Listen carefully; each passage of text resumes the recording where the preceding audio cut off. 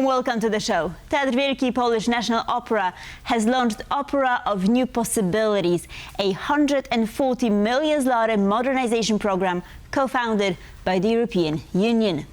The project, due for completion in 2029, will transform the historic opera house with new performance and educational spaces, modern stage technology, and improved accessibility. To discuss, I have Monika Rokicka, Head of Educational Programs, Teatr Wielki Polish National Opera, joining me right now. Hello and welcome, delighted to have you with us. Good evening. So you've taken on this huge project. What made you do so right now? Well, obviously, it's a very demanding project. And as we all know, the Teatr Wielki Polish National Opera has been operating constantly since 1833. So you can imagine it's been working all the time with no restoration, with no renovation, with no construction works. So that means that we have all the technology, still have technology that has been operating after the war. So that was why launched the New Possibilities, Opera of New Possibilities project. So what does this project actually entail?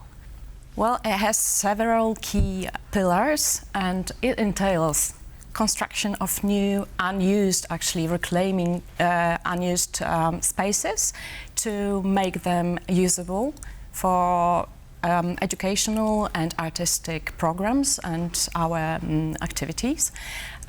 It also entails modernization of other spaces, actually, and facilities that we are still using and giving them new functions sometimes, but sometimes only restoring the key issues and key systems that are really needed to be restored. The next element is actually the training of our staff, because it is not only the infrastructure that counts, but it is also about people that are making the success possible. So the people will be trained, so around 500 people of our staff, and you can imagine we have like 1,000 people employed at the theatre. So we are operating like a small city. So these people will be trained in soft competences, in managerial and leadership roles, so that we can be sure and ensure that our theatre will be apt to the change and challenges of the future. So I was wondering, what end goal are you hoping to achieve? Well, the end goal, the crucial end goal, is to present more performances, to enhance and expand our program offer, our artistic, educational and community building programs, and in effect actually to make the theatre more open, more accessible and more inclusive, and to make people, our audiences, to bring more audiences and make them be interested in the opera. So where did this misconception that opera is non-egalitarian actually originate? Well, it might be treated or perceived as a difficult art, yeah, and it's not so easily grasped by people. It's not that you can just sit and listen to the music. You just don't read books. You have to just focus on various aspects that are included in opera, actually. So it's like music, it's also theatre, it's the text that you have to follow, that's the story in the libretto that you have to follow, and you have to know something about it. So it has a lot of aspects that have to be kind of at the same time grasped. So how important is the role of education here? Because that's your department. Well, education is very crucial to our future, actually, and because how we educate people, how we treat them, how we show them the material that we would like to show them is what makes our future recipients, actually, what shapes our future audience. So we'd like to make education comfortable, we'd like to make educational programs accessible also, and interesting and attractive. and also beautiful. What about the youngest audiences? Well, these audiences are very open. These audiences would like to get a lot of things. They are interested in many things, and it is how we shape them makes them later audience, our recipients of later performances. So we do propose a lot of activities for them that combine like playing with music, with series opera sometimes, with recitals, with introduction to opera librettos in a funny or attractive way. So this is the way that they can return to us later on to see, to watch the real performance on the main stage. Can you tell us more about these educational programs and other outreach initiatives? Well, yeah, we have been showing the opera as a space of meeting and also talks, as you said, about the modern challenges of modern world. And one of these challenges is care of our environment and of our future. As I'm saying, the future, the people that we teach are our future. So one of the challenges of our nature is pollution, as we know. So we have proposed now the Eco Opera project, a musical journey to a cleaner planet. So this is a project that is composed of various elements, and one of these elements are a workshop for young children who are exposed actually to the challenges of our world, who are learning via doing things. They are learning about the possibilities of restoring natural resources, of saving energy. They can make their own musical instruments from recycled materials used in our opera house. And at the same time, they learn that some things, some objects, can be reused and not thrown away immediately, right? So, so at the same time, we focus on the fact that art is not only entertaining and showing beauty, but it can also teach about responsibility and about caring about our future.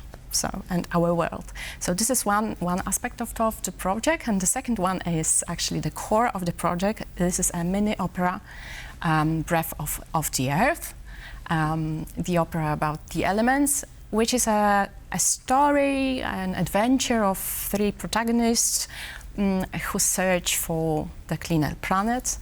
And actually, the most important thing is that we invite the audience as not only the audience, the recipients of the effect, but also as a creative team. So they create sounds, they create set, they create props, and they can be engaged in making the opera live. You've mentioned that the opera has been operating since 1830s. So Yes. this project has to combine modernization with heritage conservation in a way. What Exactly. challenges have you encountered thus far? Obviously, we have challenges concerned with technologies because we are operating the stage that has not been modernized since the pre-war, after-war period. So we have like a manual mechanism of a stage. We actually have people who have to operate in this not modernized environment of our opera. And of course, we have not made any changes yet for the people with disabilities. So we have not focused also neither on people who have a limited access to culture. So that's why we are now opening to various groups of our recipients, and I would like to invite them to our opera. So that's why this investment project is really important, because it opens us to our audiences. And have the people been receptive to your proposals? And I'm talking both about, you know, professional staff, but also about the audiences. How do they feel about this change? Well, I suppose that people are really looking forward to the change, to the transformation, because it's been a long time since we haven't done anything with the transformation. So yes, we are all looking forward to what is ahead of us. So we have 3 years of this remodeling ahead of us. Yes. Will it affect opera's operations? Well, we will try not to be affected, especially the main stage which will operate normally. Obviously, there will be some limitations, for instance, in chamber room, which will undergo some renovation later on, but the spaces just nearby the chamber room will go renovation first. And that's why we'll have to kind of limit the programs or make them in other spaces. But at the same time, we'll try to kind of provide our offer to the audiences unchanged. So Monika, let's fast forward to 2029. What changes are you hoping the audiences will notice then? Well, we do hope for our audiences to notice that we are modern, that we are open, that we are accessible, that we are inviting, and that we are inclusive, and that our theatre is actually modern also. It's very well equipped in a state-of-the-art technology, that people can just come to us, not only for the performance, but they can just come at any time of the day, not only for the performance in the evening, and just to read a book in some shop, or they can drink coffee, they can have some possibility to talk to the artists as well. They can have the possibility to talk to our craft people who are making the opera, because the opera is not only made by the creative team, but also the technical team, that is the people who are not really seen at the poster. So we do hope that that will be a new opening and new transformation and new beginning for all of us. Sounds amazing. So fingers crossed it will all work out. Thank you very much. Monika Rokicka, thank you so very much for joining us. Much appreciated. Thank you. And thank you for watching Pulse of Culture. Please stay tuned for more here on TVP World.